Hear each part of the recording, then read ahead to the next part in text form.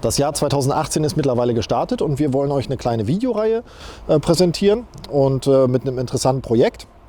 Nicht den hier, den haben wir schon fertig, auch in 2018. Der hat eine Motorrevidierung bekommen. Auch nicht den hier, das ist ein Single-Turbo, den wir abstimmen. Dauert auch noch ein bisschen, weil wir müssen auf schönes Wetter warten, ein bisschen mehr Drehmoment das Ding. Auch nicht den hier, der hat jetzt Radio bekommen und ein Bremsen-Upgrade, sondern den Kollegen hier. Der hat einen etwas weiteren Weg hinter sich und ich glaube, wie viele Kilometer waren das? 1400 oder was er gesagt hat. Auf jeden Fall ist er richtig lang unterwegs gewesen.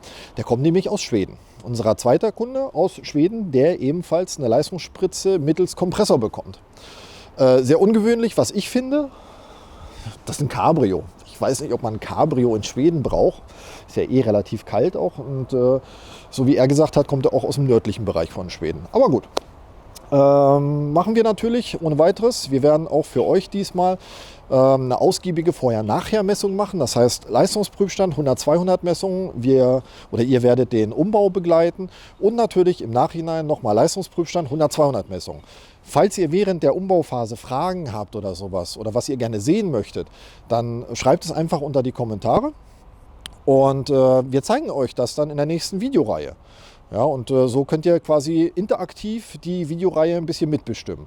Ich denke mal, das macht uns beiden dann vielleicht ein bisschen Spaß, also dem Publikum und mir. Und somit haben wir jetzt den Part 1, die Vorstellung vom Fahrzeug erstmal hinter uns. Part 2 wird dann die Leistungsmessung sein plus die 100-200 Messung. Also bis zum nächsten Video.